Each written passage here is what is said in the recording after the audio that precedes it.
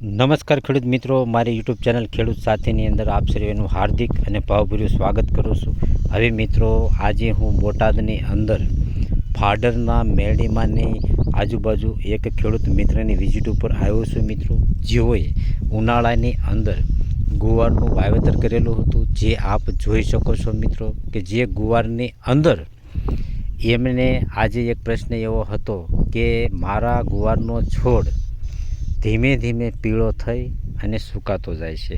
ઘણી બધી દવાનો છંટકાવ કર્યો છે, તો પણ મને સારામાં સારું પરિણામ પ્રાપ્ત થતું નથી. તો આપ મારી વાડીને વિઝિટ કરો કે જેના થકી મને ઓછા ખર્ચે સારામાં સારો ડોઝિસ મળે અને સારો યોગ્ય ડોઝ મળે કે જેના થકી મને ઓછા ખર્ચે સારામાં સારું પરિણામ પ્રાપ્ત થાય. મિત્રો, આપ સૌ જોઈ શકો છો કે ગુવારનો છોડ કેવી રીતે ધીમે ધીમે પીળો થાય છે, કે જેના થકી ખેડૂત મિત્રને કંઈ સમજાતું નથી કે હવે શું કરવું.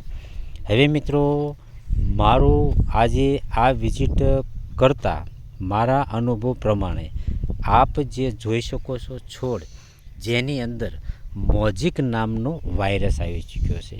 હવે આ જે વાયરસ કોઈ પણ છોડની અંદર આવે મિત્રો, તો ખેડૂત મિત્ર કોઈ પણ દવાનો છંટકાવ કરશે તો એને રિઝલ્ટ પ્રાપ્ત થતું નથી. મિત્રો, એનું કારણ એ છે કે મોઝિક વાયરસ જ્યારે આપણા છોડની અંદર આવી ચૂક્યો હોય ત્યારે એની સાથે સાથે સફેદ માખીનું પણ એટેક હોય છે. હવે સફેદ માખીનું અને થ્રિપ્સનું એટેક જ્યારે હોય છે અને આપણા છોડની અંદર મોઝિક વાયરસ આવી ચૂક્યો હોય તો એક છોડથી બીજા છોડ સુધી સફેદ માખી કયો કે કોઈ પણ ચૂસિયા જીવાત કયો મિત્રો, તો એ એક છોડમાંથી બીજા છોડમાં રસ જ્યારે ચૂસતી હોય ત્યારે એ એક વાયરસ ફેલાવવાનું કાર્ય પણ કરતી હોય છે. આપણને મિત્રો ખબર હોતી નથી. રાતોરાતની અંદર આપણા છોડની અંદર આ વાયરસ સફેદ માખી અને થ્રિપ્સ દ્વારા પ્રસરી જાય છે અને અંતે આપણા હાથમાં કાંઈ રહેતો નથી.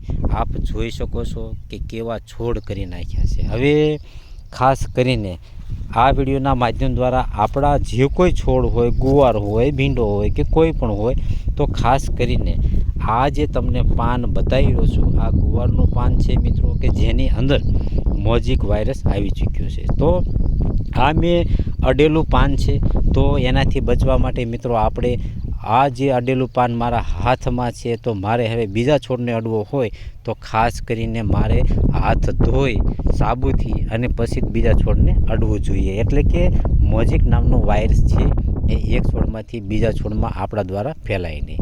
હવે ઉપરથી છંટકાવ કરવા માટે મિત્રો ખાસ કરીને સારામાં સારી કંપનીની સફેદ માખીની દવાની ખરીદી કરવાની છે આવો સમય હોય ત્યારે.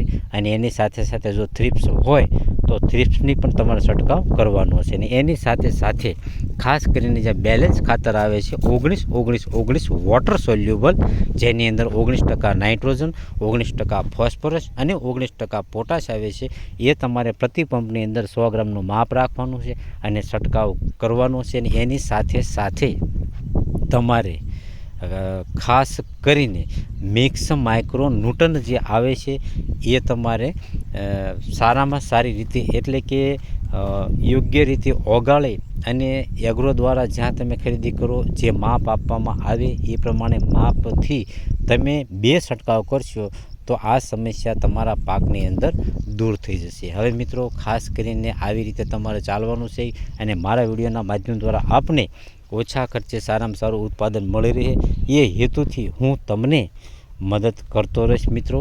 હસતો